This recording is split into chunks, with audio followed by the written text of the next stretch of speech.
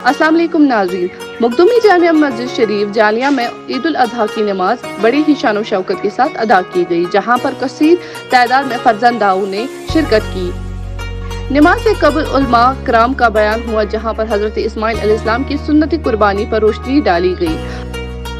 आखिर पर नमाज के बाद तमाम आलिम इंसानियत के लिए दुआ की और हिंदुस्तान में अमन भाईचारा खुशहाली के लिए दुआ की गई। इख्तिताम पर जम्मू कश्मीर की खुशहाली अमन तरीके के लिए दुआ की गई और आखिर पर उलमा कराम जो कैद हैं उनके लिए खुसूसी दुआ की गई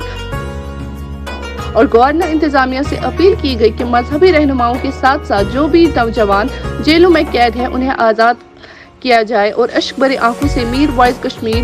मौलाना उमर फारूक साहब, मौलाना अब्दुल रशीद दाऊदी साहब, मौलाना मुश्ताक वीरी साहब व दीगर उलमाओं के लिए खुसूसी दुआ भी की गई और गवर्नर इंतजामिया से उम्मीद की गई कि उन्हें फौरी तौर पर रिहा किया जाए। सबसे पहले मैं आज इस मुसरत मौके पर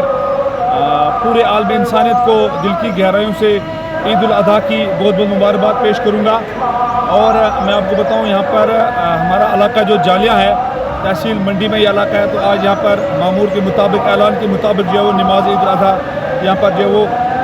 बड़े ही शौक़ व ज़ौक़ के साथ अदा की गई। और खसूसी बात यह रही कि आज जो है वो पूरे आलम इंसान के लिए दुआ की गई और बिलखसूस मुल्क हिंदुस्तान के लिए और हमारे जो जम्मू कश्मीर के इस वक्त हालात हैं काफ़ी जो है वो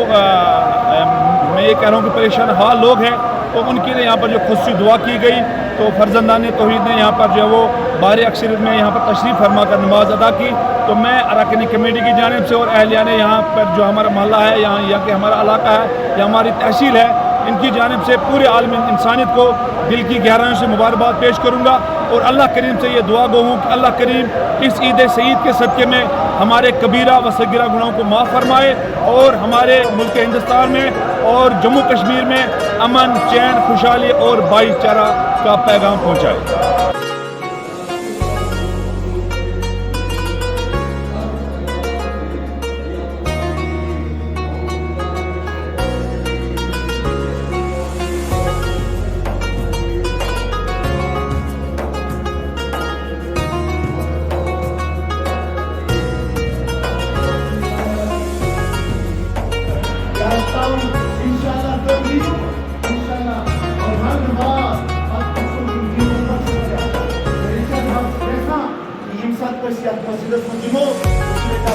Kainat